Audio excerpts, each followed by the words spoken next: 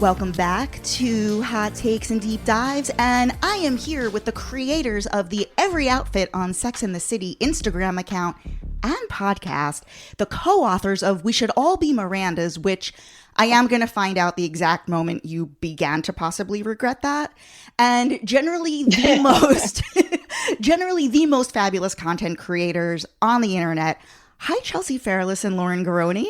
Hi, thank you so much for having us. I know that, Lauren, you're in the middle of having a broker's open at your home right this second as we record? Yes, I'm currently in my childhood bedroom. You can see, well, you guys can see, maybe not the audience, of course, but this is my childhood bathroom that I insisted on, like, vanity mirrors, like I'm a showgirl with, like, lights all around the mirrors. When you guys were kids, just because, like, you are in your childhood bedroom, were you super into boy band, NSYNC, Backstreet Boys? Like, what were you uber into pop culture-wise when you were, like, teens or younger? For me, it was Madonna, for sure. Never gave a shit about boy bands, don't care. Also, I feel like I was maybe a little old for it. I mean, maybe not. I think I was probably, like, 13 at the peak of the Backstreet Boys and NSYNC, but I never really gave a shit.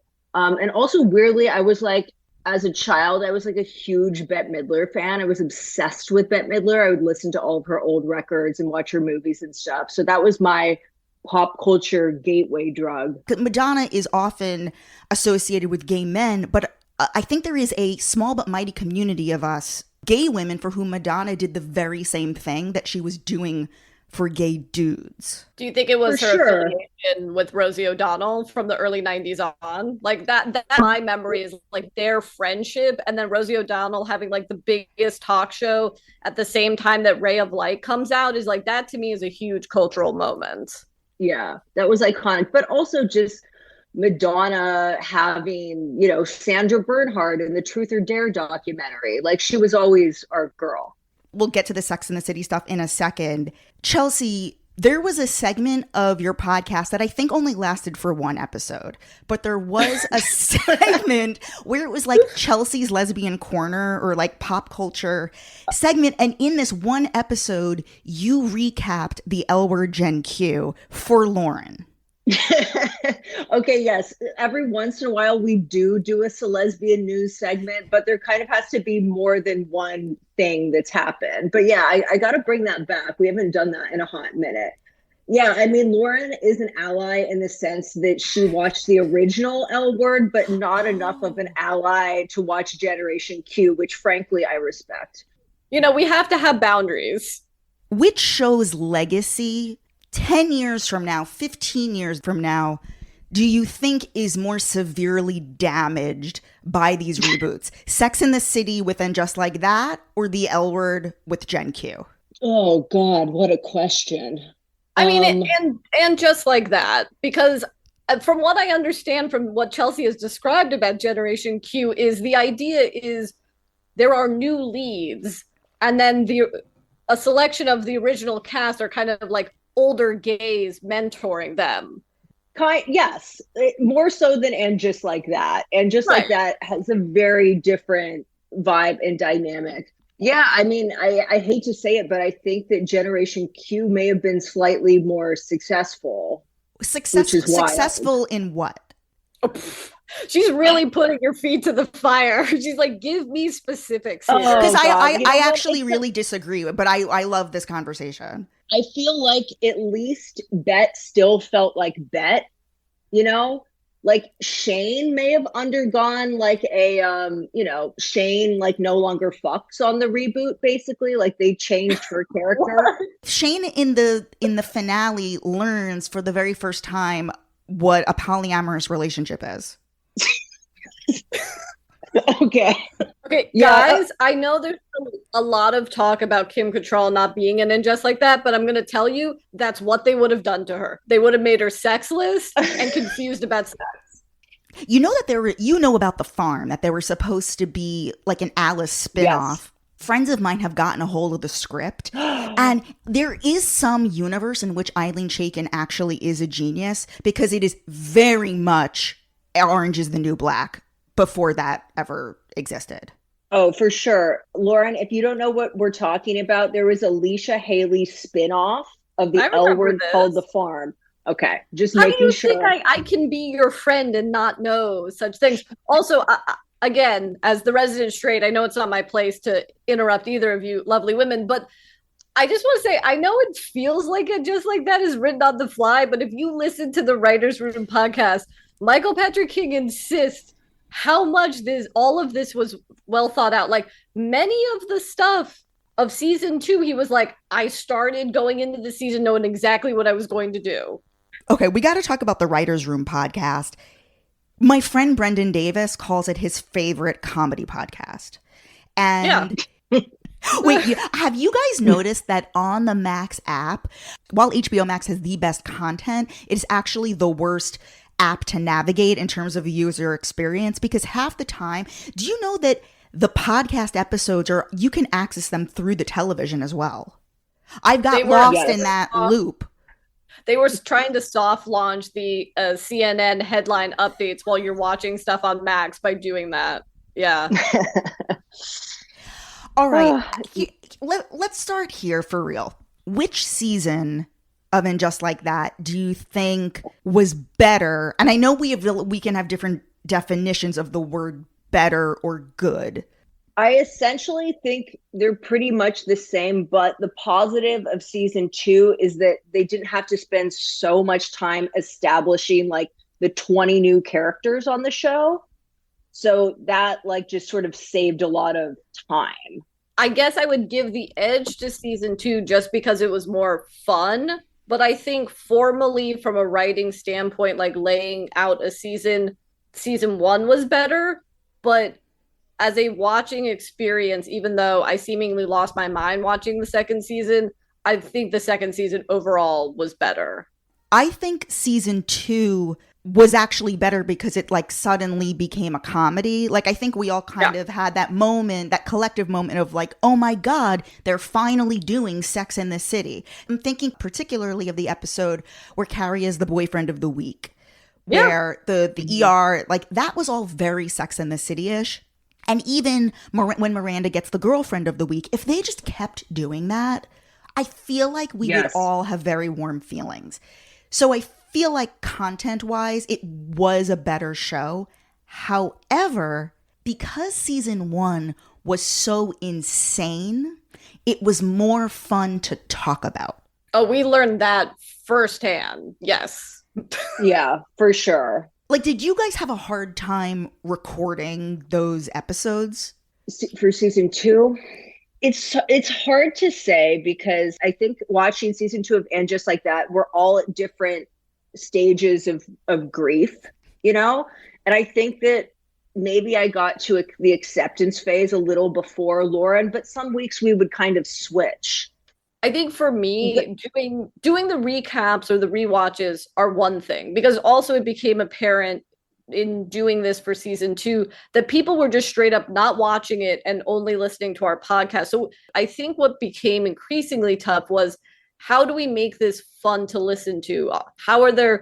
I think season 1 had more things to pick apart that we could satirize or laugh about. And I think as the episodes went on, it was like, I don't know how we make this funny for people. Yeah, I think the episode that really broke me was the one where Charlotte was deciding whether or not she should wear a belt.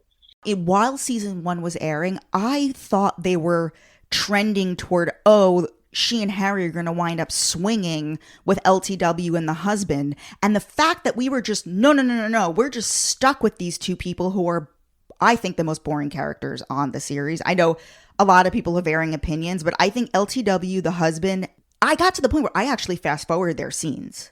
And it's the same, the show is exactly the same. Well, the LTW and her husband stuff really does feel like a completely different show. To watch And Just Like That, it's like someone is changing the channels as you're watching it, and you're getting different kinds of shows, dramas, comedies, like different genres. Like it's wild.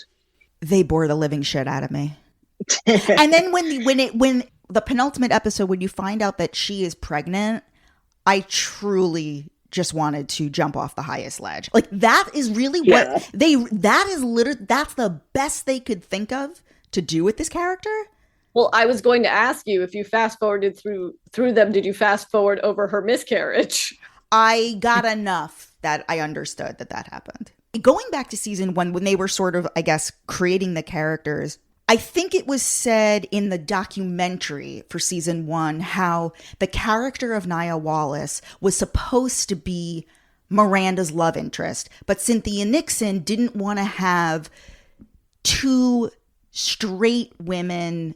I like kind of had the same experience of like breaking up with their heterosexual relationships and then getting together. So that poses the question, well, why not just have Nia Wallace be gay and like have lived a gay life and like be a gay woman? Like, why are we inventing a backstory of a husband? Just make that all a woman. Yeah, I completely agree regarding Nia Wallace. I don't understand why they couldn't have just made her lesbian. There's so many issues in televisions and films that could be solved if they just made someone a lesbian. Like, even if you look at like a blue is the warmest color, it's like, just have her cheat on her girlfriend with another woman. Like, Jesus Christ, it's really not that deep. But for some reason, people seem to be resistant to doing this. I don't know why. I do. Yeah. I truly believe that Cynthia Nixon wanted to work with Sara Ramirez. Okay.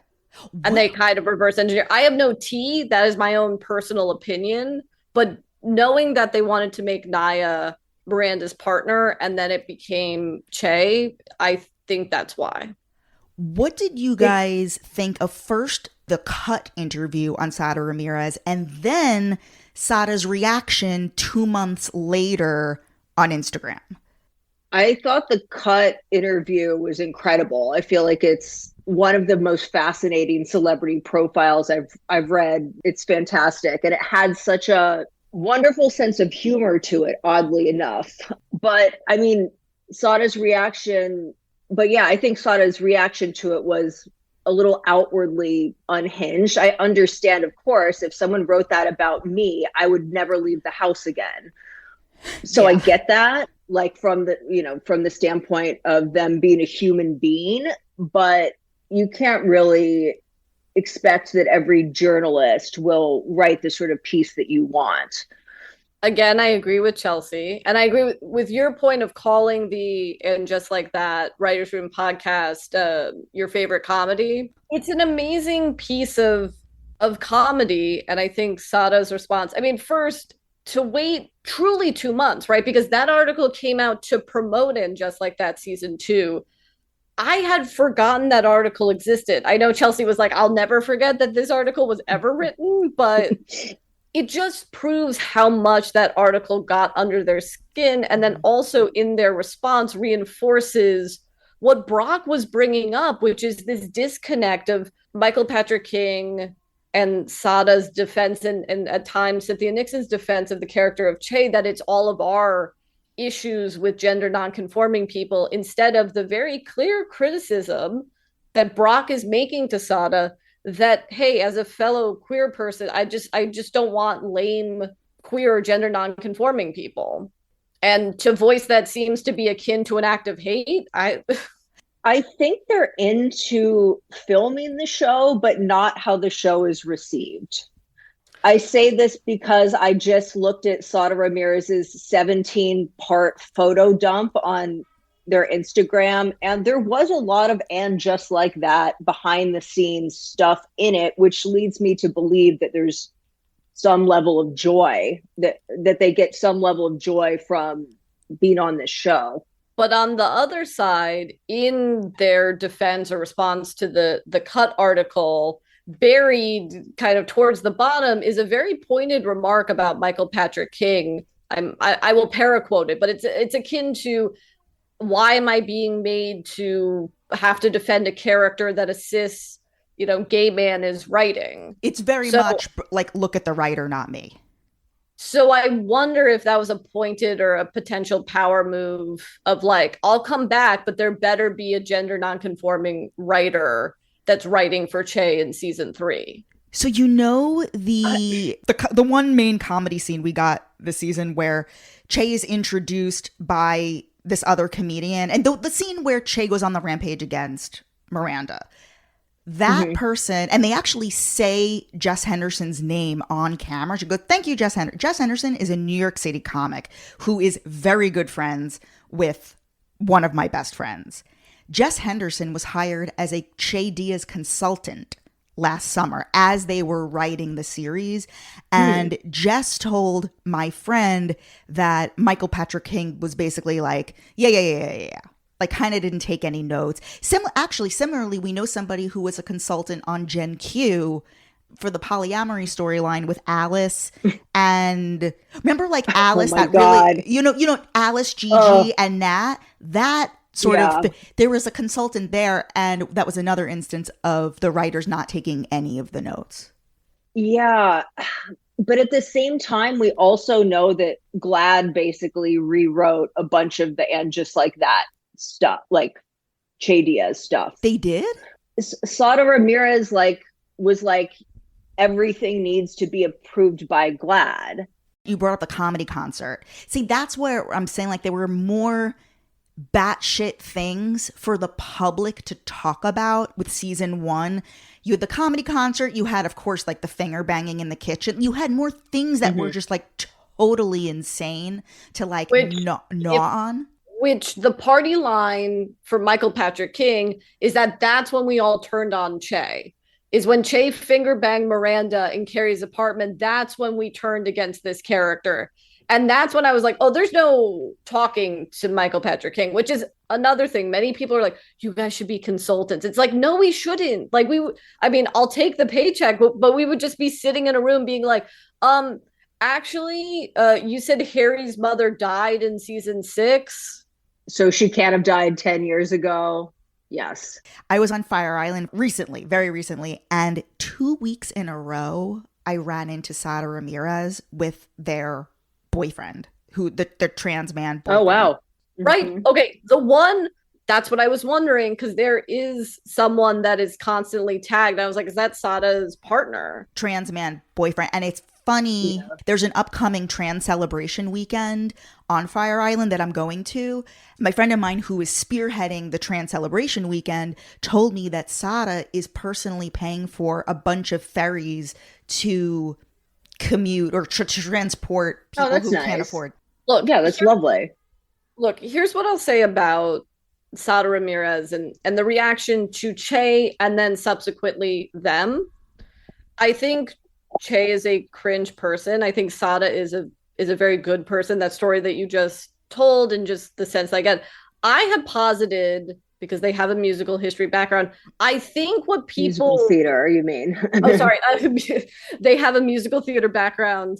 Yeah, musical Broadway. theater. Okay, sorry. Yeah, Broadway. Tony for Spamalot.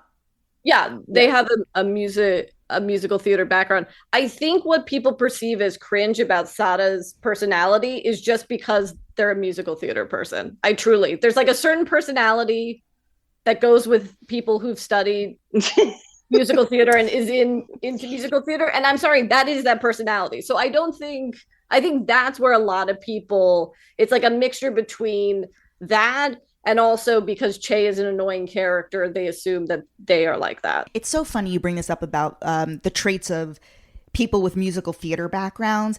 I have noticed that the female instructors at fitness places that I can't stand, they all come from musical theater. They all have this like very cheerleadery... This has nothing to do with anything. Just thought I'd share that. Well, yeah. people can try. Look, if people want to cancel me for that belief, I will stand by that. How many seasons will this last? I don't know. I mean, we thought this was it just based on the Last Supper themed ad campaign promoting it and the 2-part season finale, which of course reminds us of American Girl in Paris part 1 and 2. So yeah, I'm still processing the fact that it's coming back. I don't know. I'm like, is it going to be on longer than Sex and the City? It could be. I was shocked. I was shocked that it was renewed because it very much felt like a finale. Like they wrapped up every storyline. And I think maybe my biggest, if I'm getting like actually like deep about my criticism, the show really has an ambivalence with whether characters who are single are worthy. And we did this in the original where, you know, at the 11th hour, they have her wind up with Big. When the message of the show is all you need is like love in your life and like good friends, good family, even though we don't see their family. But you know that like your worth is not defined by having a romantic partner. And I felt like while Seema is, for me, like by far the only watchable like new character, I think she's by far the best new character and a better friend. Like she's clearly better friends with Carrie than like Miranda and Charlotte are. I felt like how strong, what a great message it would have been if she just finds power and strength in maybe not finding the love of her life. And like we still see her live this fabulous life in Greece and like be content and happy with that. So it was like annoying for her to like find this fucking director who she has no chemistry with that she suddenly falls in love with after an episode. Totally. Yeah, I feel that. Same thing with Nia Wallace, you know, someone that could also just be single. Single and fabulous exclamation points. Exactly. I want to talk about Kim Cattrall. I have a friend named Jamie Stein. He's an empath and intuitive. He lives in LA and he does this professionally. And he has actually like not watched a lick of Sex and the City or In Just Like That. I actually did make him watch the finger banging episode like 2 years ago when it aired, just to like get his reaction. Has he recovered? He still remembers it. And I had him channel Kim Cattrall toward Sex and the City. And he said it's very much like how the housewives have a love-hate relationship with the show. And what he gets off of Kim is that she would come back if we could agree to just pretend all of the mess never happened. Like there's a part of her that does want to get back into the fray because that's where the juice is. That's where obviously the success is. That's where the money is. She would be a hero to the nation. And so according to him, when he taps into her, basically her subconscious thoughts, feelings, and desires, it would be toward Michael Patrick King and Sarah Jessica. We need to just pretend all of this never happened and just like wipe the slate clean. Do you think there's any world in which that could be a reality? No, and here's why. Because just in the way that they handled Kim Cattrall's return as Samantha, and if you listen to the Writers' Room podcast, Michael Patrick King does not say Kim or Cattrall or Miss Cattrall. He keeps referring to Samantha. Like Samantha, they have created a different entity from Kim, which is, I think, part of Kim's own back and forth with that character being known for an iconic character, that she doesn't feel she's Samantha, but she is Samantha. I think that the wound when she didn't want to do Sex in the City 3 so hurt Sarah Jessica Parker and Michael Patrick King that they didn't ask her, right? I mean, we're not telling tales out of school. This is all quotes that they've given publicly. They didn't even ask her to be a part of it, Just Like That. Yeah, which is wild given her viral speech about the power of saying no, because yeah, she didn't have anything to say no to. They never actually did ask her to be a part of it. So on some level, yeah, I wouldn't be surprised if she kind of wanted to get back in it just because she had dealt with that sort of rejection, I guess, for the first time. Whereas in every other situation, it's like, of course, everyone is like groveling to get Kim attached to whatever it is, you know? Like, I think if the president of HBO calls her again and says, hey, it's a year later, what can we do again? I think she would do it. And maybe I'm just so living in a land of like whatever Jamie Stein, the empath, said. I think, because if you had asked me this like before I chatted with him, I would have said like, absolutely not. But I actually see what he's saying. Did she have an issue with Cynthia Nixon or Kristen Davis?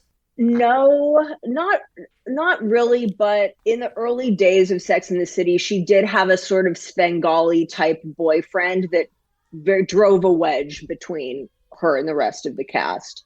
So it just kind of, I don't know. I don't know if she was ever, I don't think she was ever really close to any of the girls, whereas Cynthia and Kristen are close friends. Where do you think they're going to go with Miranda? Like, why didn't they just make her a law professor? Like, why is she like going to summer school? I mean, to kick it back to the L Word reboot, it's like, why is it always like the least intuitive thing? Like, shouldn't Shane just have a hair salon? Like, shouldn't Charlotte just own a gallery? Like, that kind of stuff. I kind of assumed that when we caught up with these characters in the land of and just like that they would be at the top of whatever their chosen industries are, and that does not appear to be the case. Also, I feel like the lesson I've learned after 2 seasons of watching this is I don't want to say what I would like for them to do, because it seems like anything they hear, and I'm not presuming that the daddy MPK, as we like to call him, listens to our podcast, but it does feel like any fan reaction in one direction, right? Like, we don't like Chay. He kind of hears, it's like a weird Bizarro world where it makes him stronger, where it's like, well, I'm going to double and triple down on this. So I don't even want to dare say, can the main three, 1, be friends again, and 2, be at the top of their professions, because I feel like he might hear that and be like, guess what? They have even less jobs and they see each other even less. Also, to posit that was a big mistake, not a terrible storyline for Carrie to go down of like, wow, I was really fixated on this toxic man and I got my happily ever after. And was that worth it? And did I make the wrong choice? And like, that's an interesting storyline, but that they absolutely dropped the next episode. But Michael Patrick King, to your point of like, they're yet again reinforcing you need a man to be happy. I mean, Darren Star, who created the show and adapted Candace Bushnell's novel, their vision, Candace and Darren, was always that Carrie would end up single. And it was Michael Patrick King who took over as showrunner in the 3rd or 4th season that was like, no, the end game literally is big. He was very for the show moving away from being just a straight like comedy of the week and turning it into more of a dramedy. I mean, job accomplished. When I say dramedy, I mean when like the affair, like the season 3 affair, making it more of like a hook of having like more dramatic arcs that we actually really care, having the Miranda pregnancy, like actual things to sink our teeth into, aside from just like straight 30-minute comedy of the week. No, I will say that I do think in watching 2 seasons of And Just Like That and reflecting back about what was the magic sauce of Sex and the City, and was it truly just a moment in time? I do think it was of its moment. It was the moment to say. But I do think it's that tension between Candace Bushnell's very gritty, the origins of the show, right? Her gritty column, Darren Star's hard comedy background, although he did 90210 and Melrose Place. And then, that tension of Michael Patrick King coming back in and wanting to hook the audience. I think all of those energies together is what made that show so special. And I just don't think you have that tension or parameters anymore within Just Like That. And also, something we've noted in the 2nd season, Sarah Jessica Parker's, as we call it, the Sarah Jessica Parkerification of Carrie. Yeah, it feels like this character has evolved to be much closer to SJP, hence why they own the same cat. I mean, I loved what you were saying about how like how she obviously does the rabbit on the 1st of every month, and like you get a glimpse of the Amagansett home, but like not too much. Like she can't be carrying around a bag that she would maybe have as a very wealthy woman. Instead, she's carrying a tote from the New York City Public Library. She does like people are saying Bethany Frankel is doing Middle America cosplay with her like makeup reviews, and I think Sarah Jessica I'll explain this to you later, Chelsea. Yeah. Like Bethany Frankel, who you know what? I'll just explain it now. Bethany Frankel, who was a working class person in the terms of Real Housewives, right? I mean, she had the least amount of money. She creates this skinny girl margarita. She sells it for hundreds of millions of dollars. She's now trying to rebrand herself, I think, as a makeup influencer, like a TikTok influencer. But her whole thing is like, I went to Ulta and look at this makeup I got. Or like, here's the best drugstore mascara. Oh, that's weird. She also recently went through a mini controversy, not herself, but she was like, I love Marshalls. Look, I got this Manolo Blahnik. And people were like, that's a fake Manolo Blahnik. And it was. I'm obsessed that between the two of you, it's almost as if the two of you had a baby. That baby would be me. Because I've got like the Chelsea's like my we should L-word. be so lucky. Like with Chelsea, we got the whole L-word connection. And then with Lauren, I got my Housewives fan. Like whenever you're talking about, like I had been saying on this show for years that way before And Just Like That was a glimmer in our eye that the Real Housewives of New York is the reboot of Sex and the City. Like this is the real life Sex and the City. I've been saying that. And so when you started to say that, I was like, oh, she like fully sees what I see. Like, and yeah. I thought they were doing a nod to that when they have the episode where it's like, we go to this uptown hotel to meet older men. I'm like, that's I keep forgetting what the hotel is. The Regency. That's the Regency. What did you think of the Bethany Frankel reference on And Just Like That? You know, it could be nothing. Or, you know, Bethany and Andy Cohen have had like a massive falling out. So there is a world in which Andy has shit-talked Bethany to Sarah Jessica Parker. And when they were coming up with like a name to throw in, SJP was like, Bethany Frankel. I can accept that Andy Cohen and Sarah Jessica Parker are friends. I mean, I don't need to accept anything. They are friends, but it's hard for me to process the Sarah Jessica Parker, who I believe she is, that she presents on social media interviews, is like there to hear Andy Cohen talk about the bullshit that's going on with the Housewives. Do you know what I mean? Like, it just, my mind can't comprehend. Wait, can we talk about how on his radio show, first of all, Sarah Jessica Parker listens to his radio show every day. And sometimes she'll call in and she like gives notes on it. And Andy has admitted that he didn't watch the second season of And Just Like That, which I think is either a fucking lie or really straight. I mean, granted, he's got his hands full with those kids, but like, I think that is so strange. I agree. Like, surely he has like 45 minutes to, you know, have a weed gummy and watch the new And Just Like That. What would you rather talk about if I did like a quick fire? What would be more fun for you guys if we talked about other pop culture stuff? Like I know you've gone on record saying you think the best show is actually not Sex and the City, but rather 6 Feet Under is your favorite show. Yeah. I mean, it's true. It's kind of our joke, but it is also true. It is also my favorite show. Growing up, I was a huge Buffy fan as well. To your point about like, you are our kind of pop culture baby, Chelsea and I have talked about maybe doing episodes, me doing an episode with Evan where we talk about Buffy, because it's too cruel to make Chell like watch 7 seasons of Buffy the Vampire Slayer, and like she would do something similar with someone else. Like, it's okay. We don't need to be on top of each other's pop culture obsessions. If you're ever looking to do like a top 5 episodes of The L Word, I volunteer myself. Okay, amazing. I'd be very, very into that. You were talking about Candace Bushnell's original column. I think a lot of people don't know what that column really felt like to read. And I loved your interview with Candace Bushnell. Can you talk about what that original column was really like and what you learned just like through your research and interview with her? Well, as Candace said in that interview, Sex and the City, the column was really just designed for a very small group of people.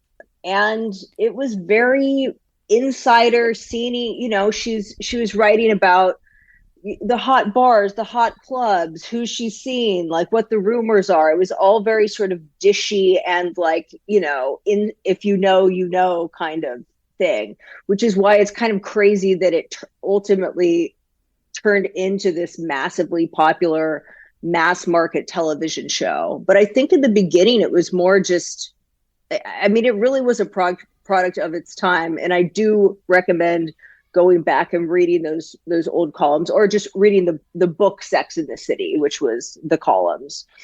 Where can people find the original columns? It's on the internet. I think they're paywalled by the New York Observer, but you can just subscribe and read them. And the book was a collection of her articles. Yeah, I just read the book. I'd start there before you go deep. Okay, I guess we'll do simple, quick questions just about Sex and the City. What do you think is like the quintessential like outfit moment? Like if you have like a favorite wardrobe piece of Carrie's, what do you think is the defining piece? It's the Galliano newsprint dress. If we're picking one item of clothing, it's the most historically significant from a fashion standpoint to begin with, right? It was basically came out of the Dior Couture collection that John Galliano did, where it was very controversial because it was inspired by unhoused people, essentially. And the newspaper print was literally derived from like, people covering themselves with newspaper for warmth. It's very dark. It was parodied in Zoolander. But it is just kind of crazy that this dress that Carrie wore in the famous scene where she confronts Natasha just has all of this sort of very loaded history behind it. Lauren? Yeah. Do you think it's still for sale on First Dibs for $200,000? Yeah, I don't know. It's extremely rare. But I think that's probably the most valuable thing. Yeah, Carrie ever wore. Yeah, I mean, I think that has become the most iconic Carrie outfit. But if we want like a slightly deeper cut that I feel like really gets at who Carrie is, that Vivienne Westwood bustle skirt that she wears, two different versions in season 4. But I think when she goes to dinner with Mr. Big, that green satin, that emerald satin skirt with the tulle bustle on the bum, or kind of underneath the bum, and then just like a linen t-shirt that you probably got from a thrift store and black bra. Like that's our girl. Yeah, that's peak Carrie. What are each of your final question? What are each of your favorite underrated episode? Like not a My Motherboard Myself, which like we have collectively as a fandom deemed like among the greats. One that's not talked about enough and everyone should go rewatch to appreciate. I'm going to say Belle of the Balls, just because I think her going to Suffern is thought about, but it's like the second Suffern episode where it begins in a way that I think we've never seen before, but I always love, which is it's a scene where somehow Samantha, Steve, Miranda, Carrie, and Aiden are all hanging out at a pool hall, which you never see again. And it's one of the few times that Big and Aiden interact with each other. And then that end where they get into a fight, which we once many years ago wrote gay fan fiction about that moment. Deep cut post. But then they have this resolution, and also the invention of a fake movie star that Big ends up dating, which is something that completely happens off screen, but feels way more fulfilling than these like off screen details that happen in And Just Like That. Well, that is based on Chris Noth dating Winona Ryder. Yeah. Yes. And Chelsea, what episode should everybody watch tonight that they may have missed? One episode that really surprised me rewatching it relatively recently was the baby shower episode. I feel like that is a beautifully written episode, a moving episode in this, sort of My Motherboard Myself adjacent. Like I feel like that was one of those season episodes 1, that right? Yeah, not from Miranda's season 1. Baby shower, this where they go upstate and visit their friends. Yes, where they go upstate for the baby shower. I feel like that is like peak Sex in the City. It took such a hard stance on, I guess, not having children. They go up there and all of these single girls are basically like, fuck these crazy bitches to their face. I love the way that episode sort of explores the tension between, people with kids, people without kids, and kind of what happens when you have an old friend whose life takes a very different course than yours. And Carrie has a pregnancy scare, the only time that happens. Chelsea Fairless, Lauren Garroni, I think you guys are among the smartest, chicest pop culture commentators that are around. I recommend not only the podcast, but also the Patreon. And I guess that's it. I mean, what are you going to cover? I just listened to you did sort of like a recap or like a deep dive on It's so funny. I want to say the truth about cats and dogs so badly, but it's Romy and Michelle. Yes. Because I too am like a huge Janine Garofalo fan. Won't do the podcast. Yes. What will be the next sort of bonus episode that you dedicate sort of, I mean, you should do maybe the truth about cats and dogs. Yeah, I think we will eventually. We are doing a Reality Bites episode, actually. Amazing. So more Janine content. I do really feel like she is our spiritual mother in some weird sense, and like having, I don't know, just having the peak of her fame being sort of like, I guess when I was at middle school into high school, was just like, what an amazing role model to have, truly. I mean, everybody can just follow it's just at Every Outfit. Is it on SATC? It's Every Outfit on SATC on Instagram, yes. And do you guys want people to follow your personal accounts, or are you like, no thanks? I mean, you can. Our accounts aren't private, so yeah. You're welcome to follow our personal accounts. Although I feel like neither of us are big Instagram posters. This was fantastic. Thank you so much for having us. This was amazing. Yeah, thank you so much. This is great. Also, I loved the episode you did with Jenny Bix. I listened to that. It was so fascinating hearing her talk about her Dawson's Creek memories. It was truly lovely. And I love the P-Town one too. I actually just got back from P-Town this week. Thank you. Everyone, please follow me, JessXNYC, on Instagram. Go over to the YouTube channel, Hot Takes and Deep Dives. Throw in my name. All of these interviews are available on YouTube to watch.